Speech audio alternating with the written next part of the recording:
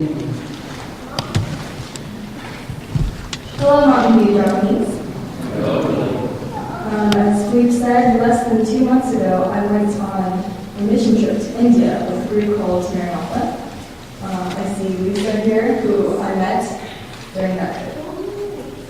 Today, I'm here to share about my trip, but more importantly, I want to tell you about what I've learned from my experiences in India and the events that occurred on my return.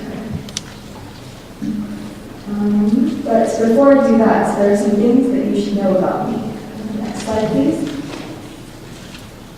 Here are some pictures of my friends and myself. I'm a high school sophomore at the King's Academy, and I love school. I love my friends, my teachers for the most part, the assignments, the lectures, and the challenge. Ever since I was very young, I've always enjoyed school. My life as a student has been fairly successful so far. In general, school-related things are not terribly difficult for me, with a few exceptions. One such exception is giving oral presentations, which is a bit ironic considering my current state, but I'm here on my own volition and not because someone has forced me to speak.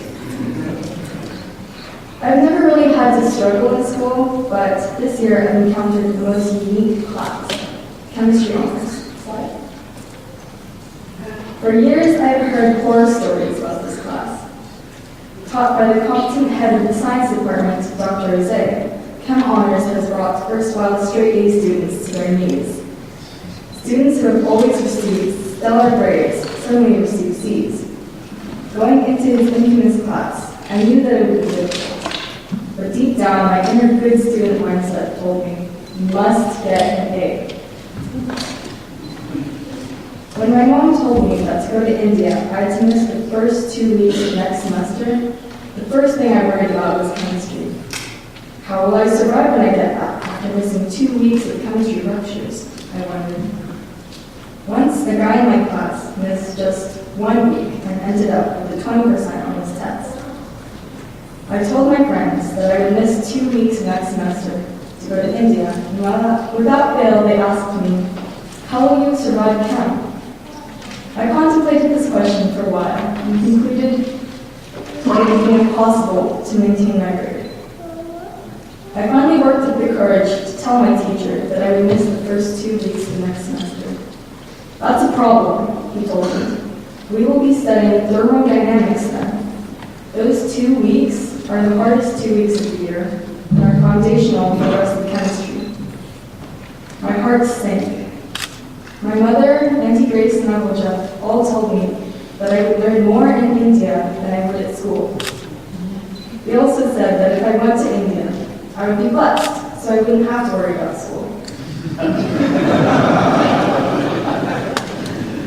But I, with my rebellious teenage nature, did not believe a single word of it. Nonsense, I told myself. They're adults, how could they possibly understand?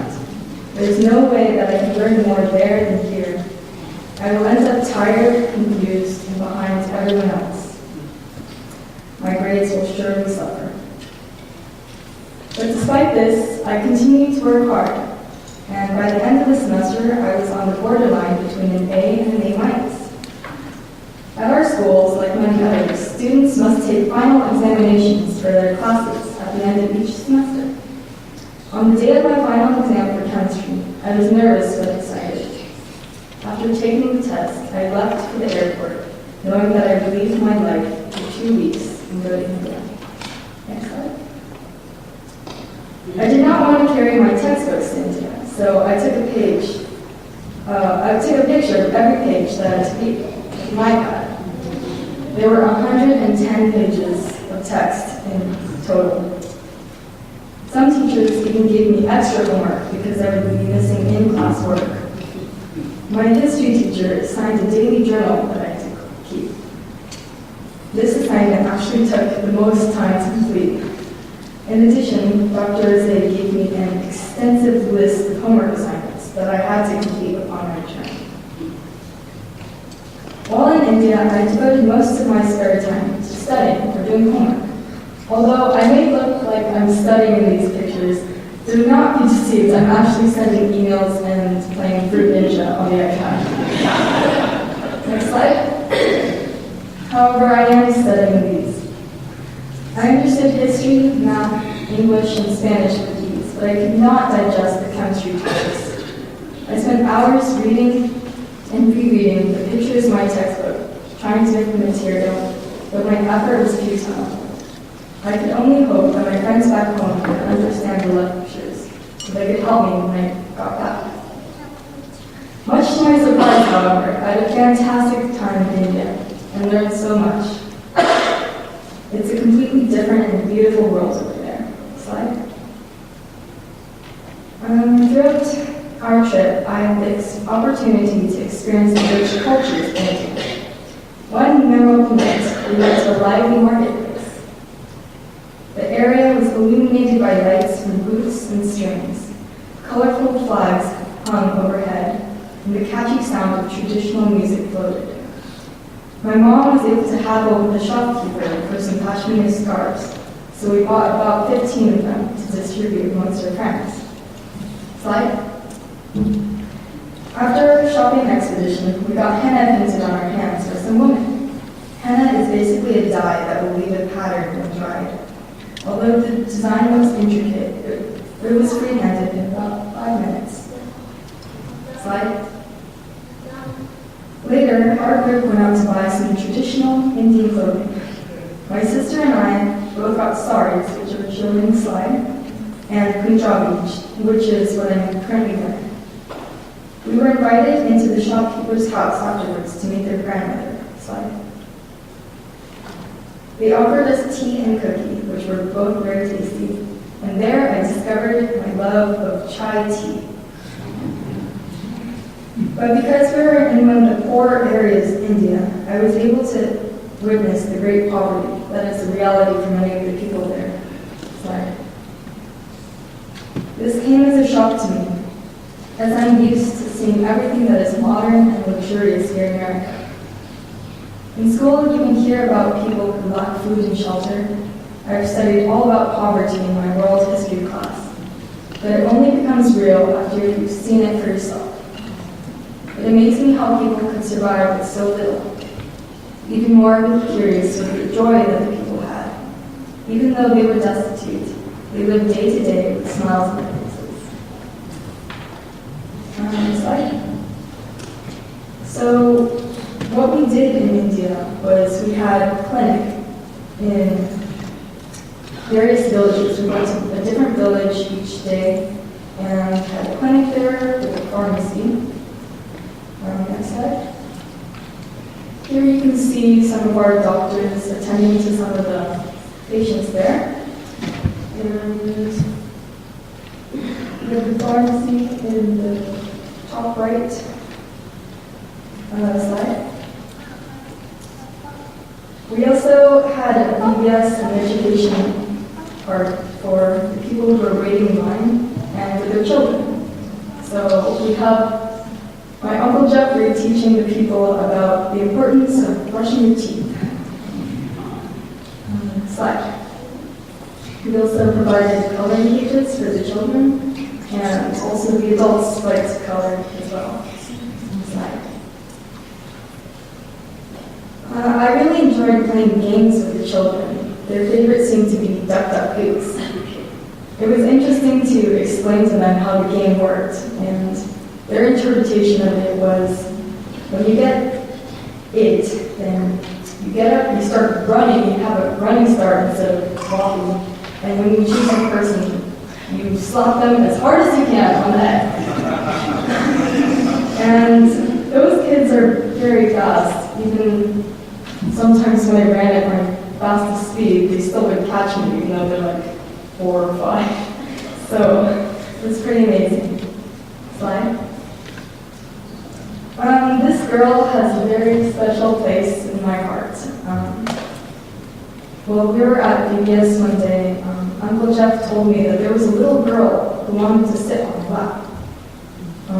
This was interesting to me because I'm not usually very good with children, and I was a little germophobic because she was kind of dirty and stuff, but I finally agreed to let her sit on my lap, and she sat there, and I don't know, I've always been fond of little boys, and I've wanted to have a little baby boy for myself, but having her sit there on my lap convinced me that maybe it wouldn't be so bad to have a little girl. Next slide. While we were there, we also sang praise songs in English, and we would teach the children English words, and we have hand machines. And although I don't really sing very well, I was able to sing freely and be crazy with motions and stuff. It was fun. Next slide. We also were able to tell Bible stories. So with a felt board as our visual, we would tell various stories. My sister, Karina, showed the story of creation. Slide. My second cousin, Charlene, shared Daniel and the lion's den. Slide. And I shared the story of Jonah. Now, my Auntie Grace told me that I could pick one of those stories, and I ended up picking Jonah just because it was random and seemed easy to present. But later I realized that I myself was a little bit like Jonah too. As many of you know, Jonah was sent by God to go to Nineveh. To me, that was kind of like him sending me to India. Jonah really didn't want to go because he was afraid. And I was quite afraid too, not just of missing school, but also partly of contracting a disease while over there. But it ended up being a great time, so I had great experiences there and also got to meet a bunch of new people. Next slide, please.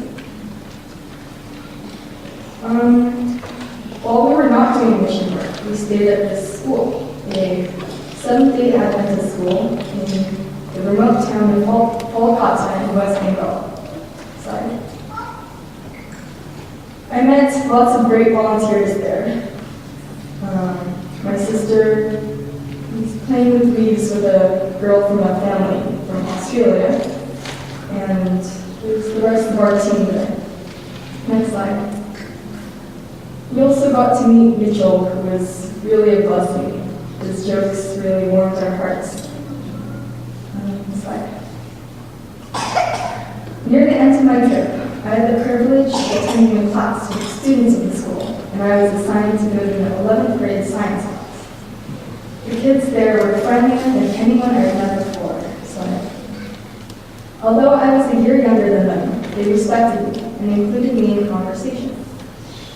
All of the students were proficient in English and very curious about America.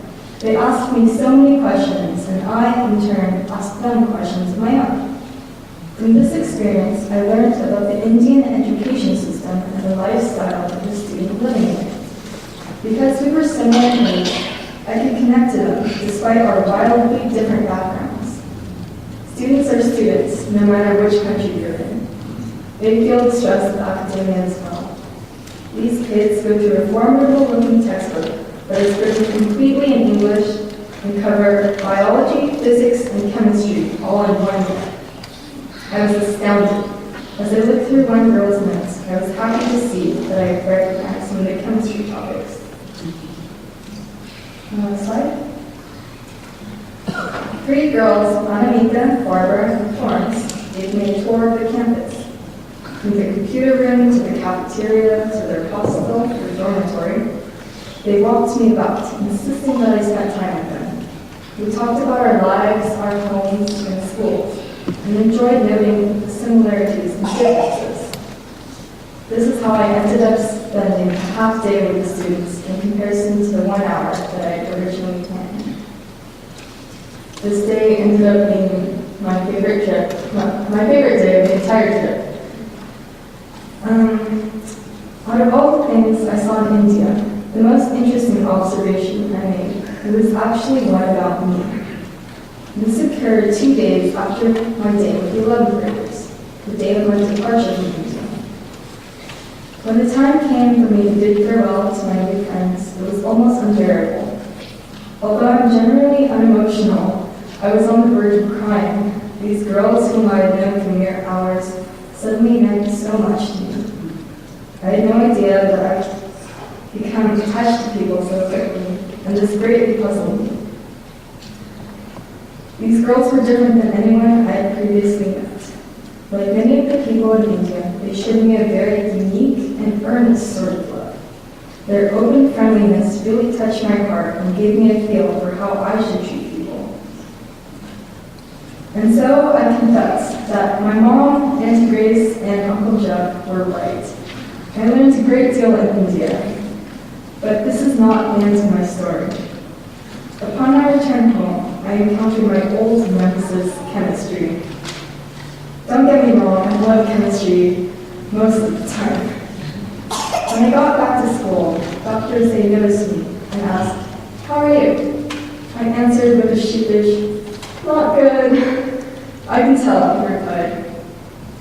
"Well, I cannot teach you thermo in 3 days, so the test will be this Friday. Don't be surprised if you get a 0. I was exasperated because he would probably be right. I didn't understand thermodynamics at all. I didn't complete a single homework assignment and had missed a lab. During the lecture, I was completely lost and felt hopeless. Regardless, I didn't give up. That week, I spent an average 5 hours a night studying for chemistry alone. Luckily, I had some merciful friends who were willing to help me. This was necessary as I had 3 days to learn what the rest of my classmates had learned in 3 weeks. Finally, the day of the test rolled around. I actually felt a little bit confident after all my preparation. I began the test with a smile. The following Monday, we received our test back. I got to my seat and saw my test face down. Nervously, I flipped over the test to see my score. At the top of the page, I saw the numbers 37 out of 41, followed by written, "Good job." I whipped out my calculator and punched in the numbers, 90.24. That's an A minus. Some people go through a whole year of honors chemistry without breaking past a B plus. My mouth dropped a little. I was speechless. Dr. Ozay walked by and said to me, "Not bad for someone who was in India." When I got home, I relayed the news of my test to my mom. I told her that it was a miracle, but she insisted that it was a blessing. My aunts argued that it was both, and I would agree with that. Here's why. It was a blessing that I had friends who were willing to help me in a time of need, and a miracle that I was able to understand what they were teaching me. In order for this to occur, though, I had to put a lot of effort into it. This was certainly not a free miracle, but in the end, it was worth it. I had the opportunity to go to India while still maintaining my grades. Through my experiences in India, I learned so many things about the culture and the people, and I had an amazing time doing it. However, the most important lesson I learned was not to worry so much. My elders, who with much wisdom told me that everything would be okay, ended up being right. I was stubborn and didn't trust them. But now I understand that adults know much more than I do. I could have saved myself a lot of worry if I believed them. To end, I want to share a verse that expresses my points.